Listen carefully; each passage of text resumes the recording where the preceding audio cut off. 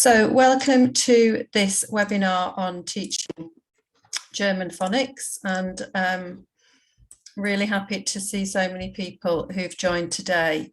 This will also be recorded, so if you want your colleagues to be able to watch it when I've finished this webinar, probably tomorrow, I'll be sending you a link where you can access it. So I'll be putting it up onto YouTube.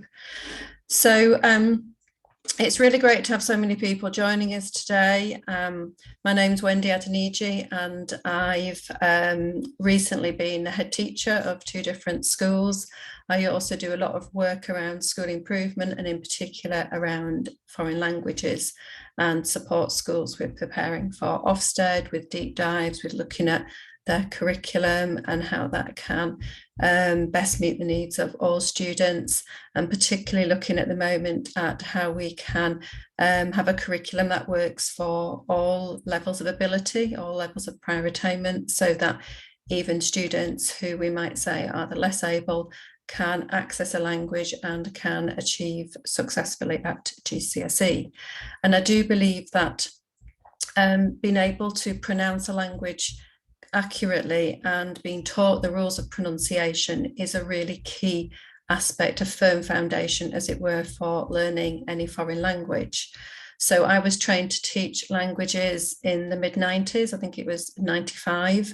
At that time, it was the communicative methodology that we were taught. So we were taught to try and speak in the target language as much as possible. And hopefully at some point the students would pick things up. We weren't particularly taught to teach the rules of either grammar or pronunciation. It was very much that students were meant to pick things up. And so at that point, grammar was no longer de rigueur. Although I had been taught myself how to speak and read and write in French, German and Spanish. I was lucky enough to be able to take all 3 of those languages at O level. And we were certainly taught the rules of grammar. We weren't actually ever taught the rules of pronunciation. And I remember it was only as I was sort of learning German that I sort of picked up that the rule, for example, of the I and the E and how you pronounce that and how it's different from the EI. But I remember just kind of working things out rather than being specifically taught that certain words or certain sounds were pronounced in a particular way. And you're very lucky if you are a German teacher, indeed the same with Spanish and Italian, that the rules of phonics in German are very strict in the sense that once you've learned the pronunciation of a particular letter or letter string, then it is almost always pronounced in that way.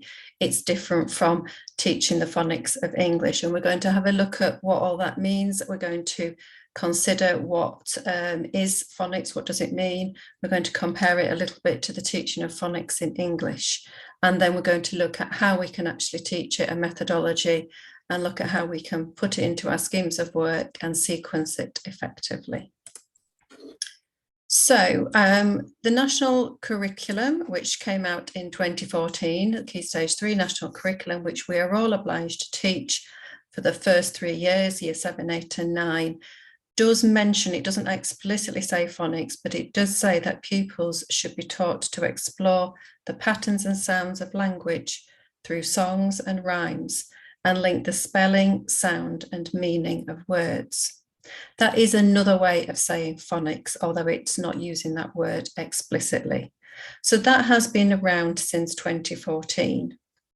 It's also been the case actually since the early 2000s that children in primary schools in England are expected to be taught how to read and write in English using the phonics methodology. And that became more directive in 2010 when it was stated that they should be taught by the synthetic phonics methodology. And that's the methodology that we are going to look at today. I learned more about the teaching of phonics actually when I was working in a primary school for 5 years. So I taught French in that primary school. I also looked at and observed teachers teaching English in reception and Key Stage 1 using the phonics methodology.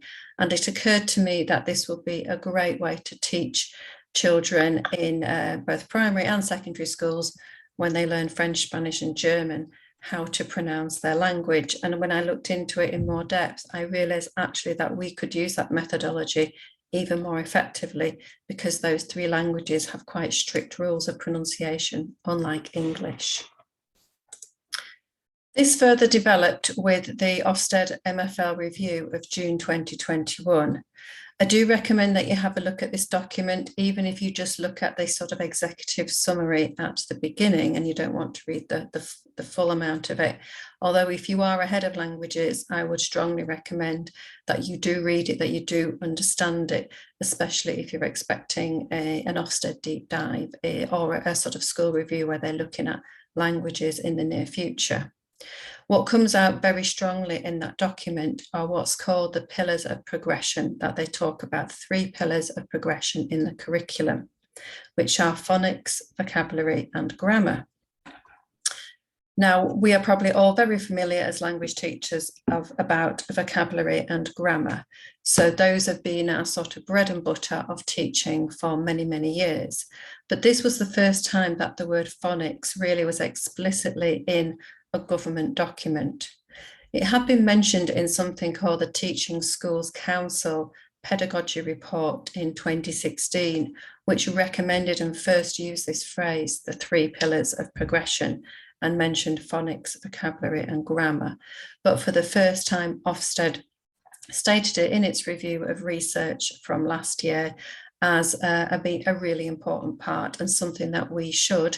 Ofsted always says it's recommended, or it says that high quality curriculum planning would include this. It doesn't actually say you should do it, but we all know that if Ofsted has put it into a research review, then we really should be doing it. Otherwise, we should have a very strong rationale for why we're not. And in this research review, it explicitly defines phonics as the system of sounds of a language and how these are used to represent written words. It's different from phonetics. So that is a study often of language at university level. It often looks at the International Phonetic Alphabet, and it is also to do with sounds and how the human mouth and other parts of our body create sound, but it's not the same as phonics. So it is important to differentiate between those 2 words. It also says that clear and reliable pronunciation and the links between sounds and spelling are integral parts of second language learning, and that a strong awareness of phonology is important. And in essence, it talks about the ability to decode words. So to turn the written word into sounds also helps learners when reading texts, enhances autonomy, and can improve vocabulary learning. And in fact, phonics isn't just useful for the speaking and the listening of a language, which we often associate, but it is actually very useful for the reading of a language, and a little bit more tenuously, but also writing. So it can help all of the language skills. And I've put a link to that document, or you can just do a Google search for it. But as I said, it's really well worth looking at. In this particular document, it says that curriculum plans, where it says high quality languages education may have the following features. I would write that as should, even though Ofsted, because it doesn't like to actually prescribe, but it really is saying that. So it's saying that curriculum plans should show clear logic behind progression in phonics. It also will ask you to have clear logic behind your progression in your grammar and in your vocabulary as well, but we're just focusing on phonics today. And it says including around when to teach differences between English sound spelling correspondences and those of the target language. It talks about planned practice and review of phonemes. So they shouldn't just be incidental. It shouldn't be, for example, when you're teaching numbers and you say 1, 2, 3, and you come across the EI sound, for example, in 2 and 3, that you think, oh yeah, today we'll have a look at the EI sound. It's always fine to mention that and to use that as an opportunity for repetition and review, but there should be an opportunity at some point in your curriculum planning where you're actually teaching that particular phoneme and that you've specifically decided on the phonemes that need to be taught, have put them into your scheme of work, and then there's some planned practice and review. And then it also talks about the link to graphemes. We're going to talk in a little bit more detail in a minute about what those words mean, phonemes and graphemes. And curriculum plans should show how small differences in sound can unlock meaning for pupils. This was then followed just last January, in January 22, by the specifications for GCSEs, which are going to be first examined in 2026. So as I'm speaking now in September 22, that would mean that our current Year 7 and Year 8 young people will be examined in this way. It is the first time for many, many years, actually probably since the O-level. I was the last year to do an O-level in 1987. So that was 35 years ago, I think. That makes me feel really old. And when we actually had dictation was part of our examination. And as things always seem to in education, it's now gone full circle. And these students, our students now, are going to be assessed, and they must learn and apply the principles by which spelling represents sounds and undertake dictation of short spoken extracts, including some vocabulary from outside the vocabulary list. And this means that once we've taught our students, our young people, the sound spelling link, and if we build this up, hello there, if you wouldn't mind just switching your sound off, that would be great.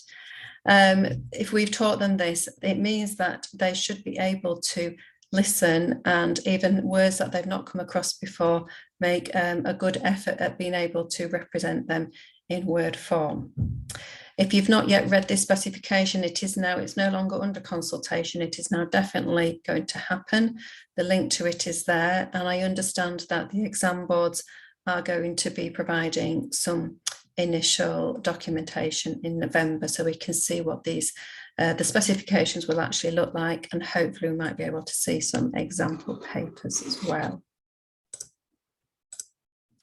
So I'm going to move now to some more in-depth thinking about phonics, and I'm going to look at some words like phoneme and grapheme. Now, these words are regularly used in primary schools. So I was just doing a couple of school reviews last week in primary schools, and the children are using these words all the time. They talk about phonemes, graphemes, digraphs, split digraphs.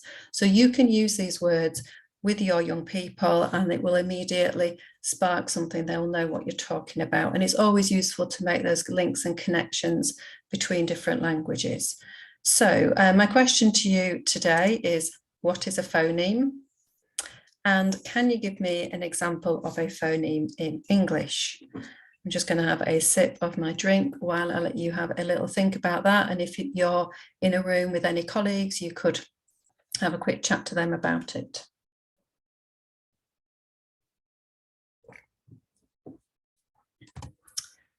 And can you give an example in German of a phoneme?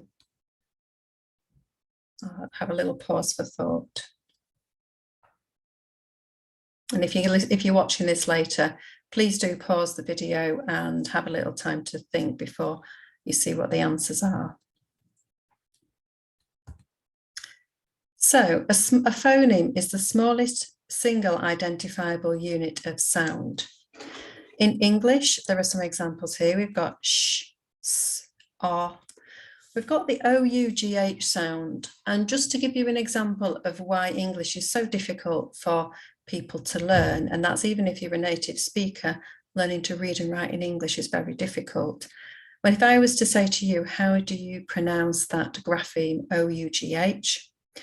There are 7 different ways in English to pronounce it. So we've got O as in dough. We've got uff as in tough. We've got oo as in through. We've got aw as in thought. We've got ow as in bow. That's just 5. I'll let you think of the others. So that will be an example of why English is so difficult. It doesn't have strict rules of pronunciation. This is to do partly by the fact that we were conquered, I think, during the 6th century by the Anglo-Saxons. So there's a Germanic influence in our language. And then a bit later in 1066 by William the Conqueror, where the upper classes spoke French for around 200 years after he conquered us.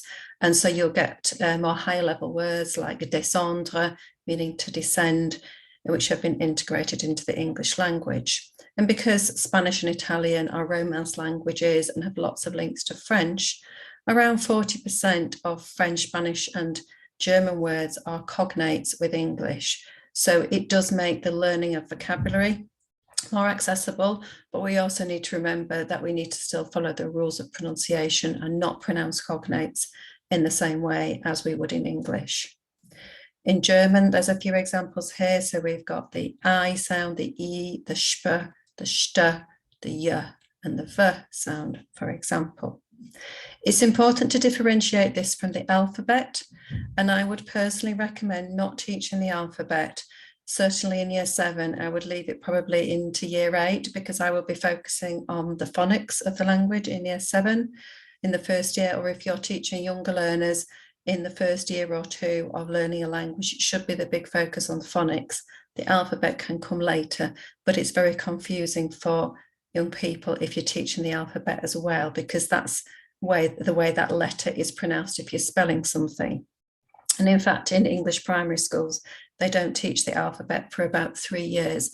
They just have a big focus on phonics, and we should do the same ideally. So what is meant by to segment? If I was to ask you to segment a word, could you segment the word shop? And how many phonemes does it have? So hopefully you could say shop, and it's got 3 phonemes. And segmenting a word is splitting it up into its separate phonemes, essentially. That word segment is a word that your children will understand in year 7 and 8 if you're teaching them this. Can you segment the word wie viel in German? I'll give you a few seconds to have a think about that. How many phonemes does it have?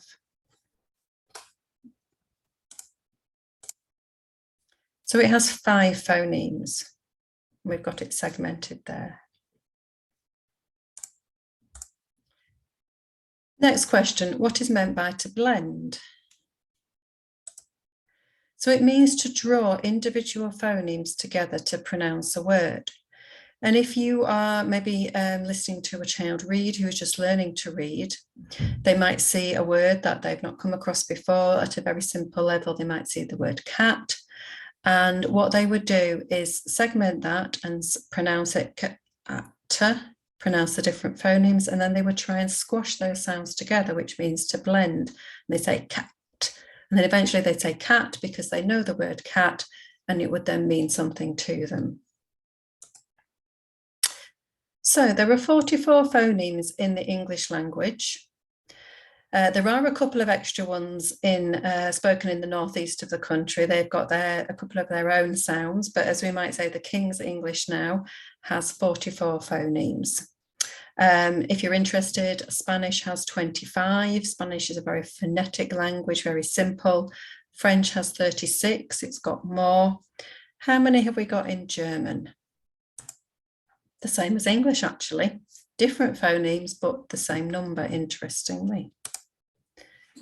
So I want to consider now the challenge of teaching phonics, of teaching cognates in terms of the fact that they're easy to write and understand when we read the written form, but they're difficult to pronounce. Now, these are obviously neocognates mostly. I think there's a couple of exact cognates, but you can see here some words that are quite similar to English. I'd like to have a go at pronouncing them, obviously in German, and then pronounce the English version of those words and compare the difference. So obviously we've got Buch, Eis, Haar, Fabulos, Knie, Australian, Juni, Waschen, Jacke, and so on. And this is a good activity to do with older learners sometimes, in particular if you start to see that they are mispronouncing cognates. It's also a nice activity for older learners who do know those words already, and you could ask them to then compare the English pronunciation and the German, and ask them to draw out which are the phonemes that are very different when you compare English and German. And hopefully you'd hear things like the J sound, obviously the Y sound in German. Bruder, you've got that R sound, which is very different. You've got the AU sound, the OW sound in German. You've got the fact that when we've got a silent K in ni, that is pronounced, and so on. And so it's a nice way to think and compare the two different languages. In terms of the DFE prescribed German subject content in the new GCSE spec, which was announced in January 22, these are the phonemes that we are told specifically to teach. So we don't need to teach every phoneme in German because some phonemes are identical when you compare English and German. So for example, the M sound in mum and Mutter is identical. The P sound is identical. The L sound is, lots of consonants are similar. But in particular, we're looking at the vowel sounds here, and obviously a few others like the QU sound, the J sound, Y sound in German, the W and the V and the Z, of course, and things like Sp and St and so on. So these are the prescribed content that we must teach specifically, so not just hope that our students pick them up, but we should actually teach them. And this is what the subject content will be including in the new specifications. I'm sure if you're an experienced German teacher, you'll know which of the more difficult German phonemes are for young people when they first start learning the language, and where they often make mistakes. It's a while now since I taught German, but I certainly remember ich being often mispronounced. It's obviously probably the most high frequency word in the German language, and they often say ich or ich even. So that would be that CH sound will be a really important sound to teach from very early on. So those would be some examples in no particular order of the most difficult German phonemes. So I'm going to talk you through now a methodology that I've developed to teach the phonics of German. I also use it in French and Spanish as well, separately, obviously. And the idea behind it is that when we teach specifically a particular phoneme, we go and visit an imaginary planet. And when we go to the planet I, for example, then we will only find words with the I sound in them. And this is something that I developed in years 5 and 6 in a primary school, and I've now been teaching it to year 7 in particular, where it goes down very successfully. So I'm going to talk you through a particular phoneme that we're going to teach today, and it starts off with some review of previous phonemes. So in this case, the students will have learnt the h sound, so we're going to ask them to see if they can pronounce these individual words and then also pronounce this sentence before we get on to the sound. Can you think of any words with the v sound in? And then what we will do is we are going to visit the planet V, and we are going to see if we can think of any words with that sound in. So I'd ideally ask students to shut their eyes and just think. But hopefully they might come up if you think about the sorts of words that you teach in the first half term to year 7. You might teach colours, greetings, maybe some numbers, maybe some animals, perhaps simple introductions. So let's see what sort of, let's go and visit Der Planet V, and let's see what we might find there.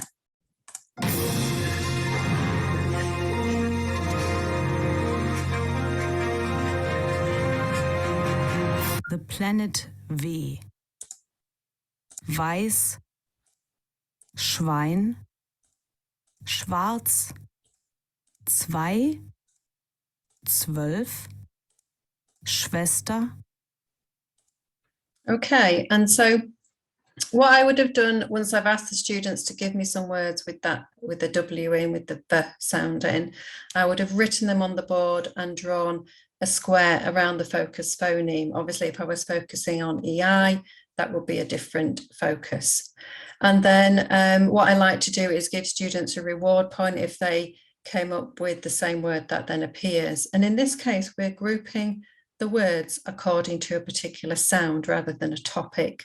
And this is actually the methodology that is used in primary schools. So children would focus on, say, the double O sound in English, and they would just have a list of words to focus and learn, like look, book, and so on.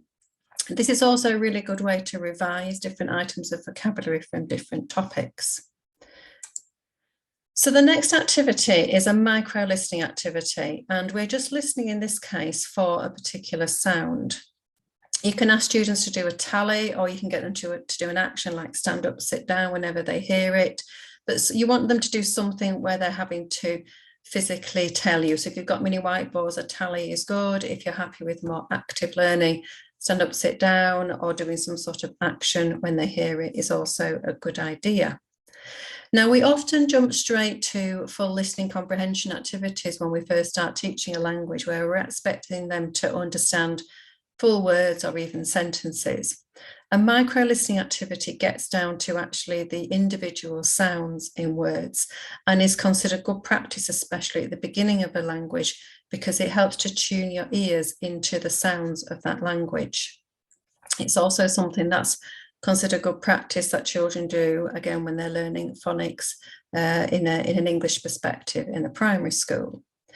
So sometimes these activities are where the students would listen to two separate words and they just have to decide which word it was, the first or the second that had the focus phoneme in.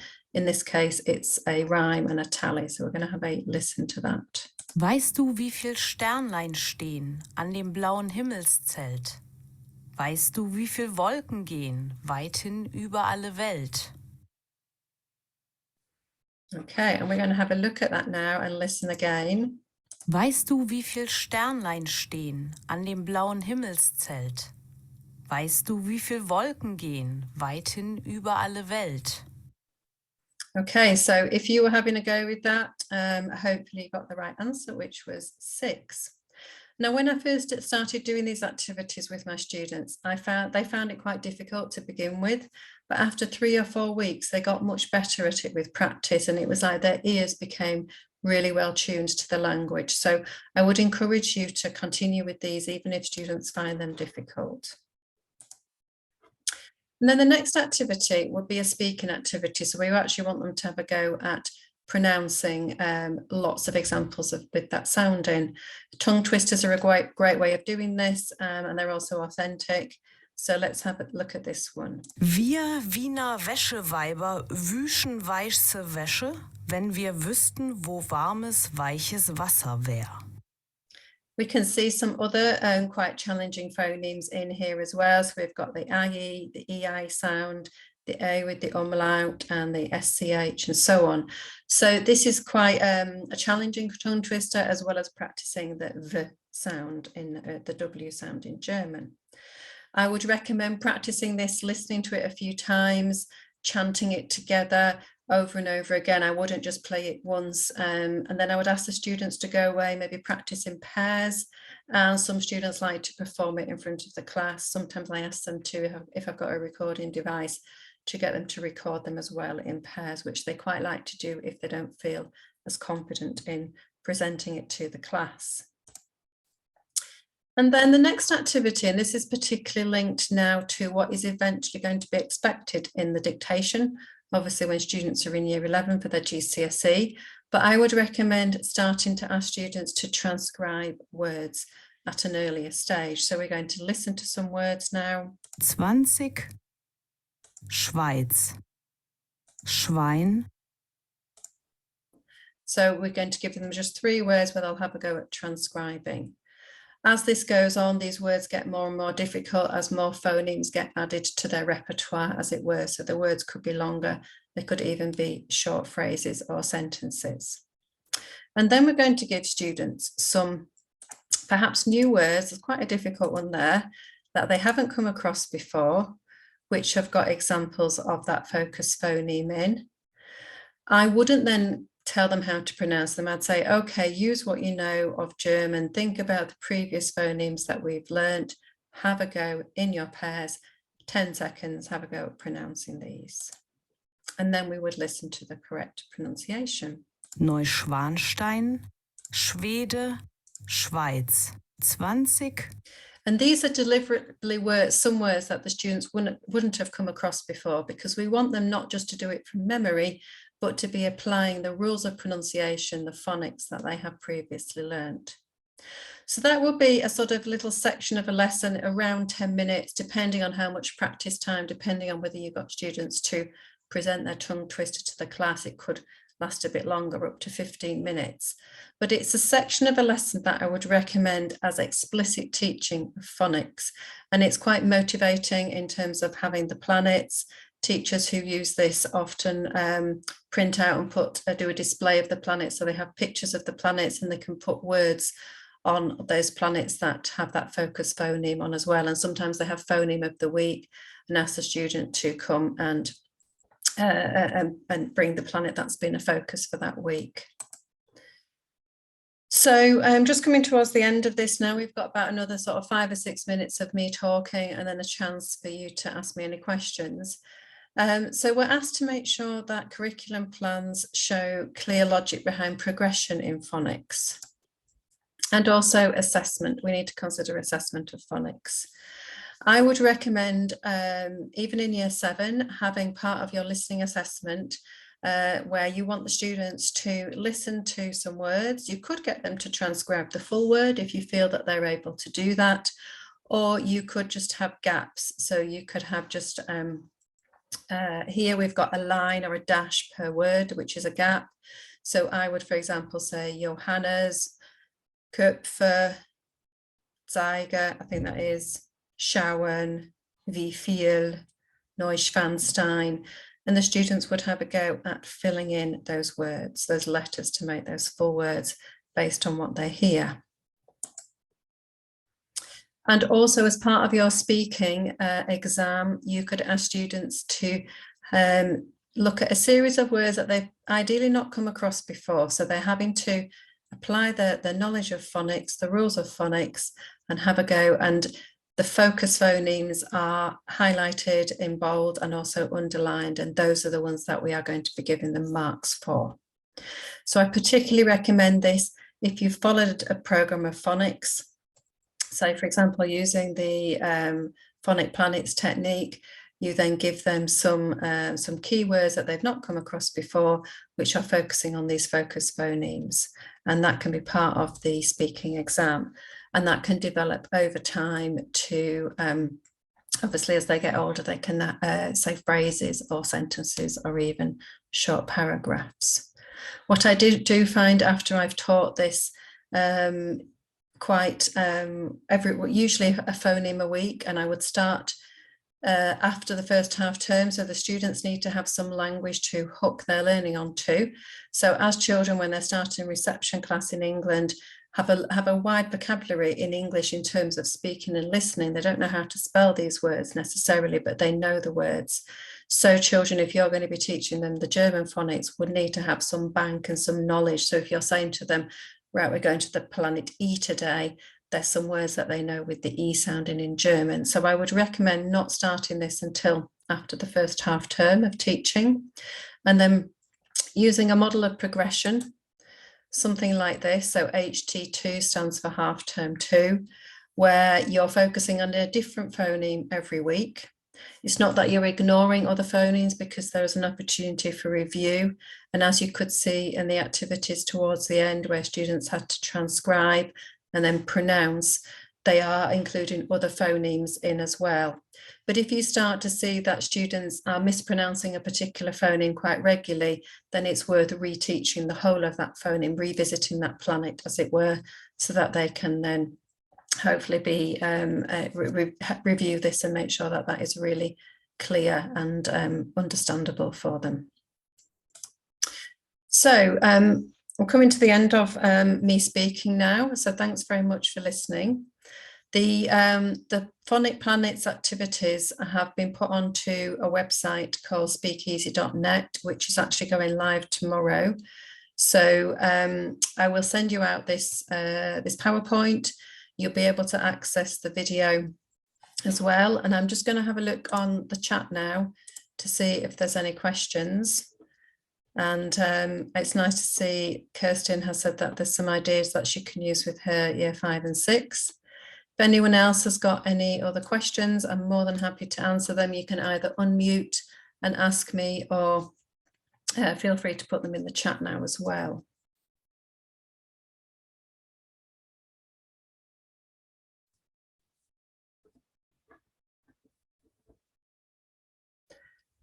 So I'm going to stop the recording now, but I will still stay online in case anybody has got anything else that they want to ask me. But we will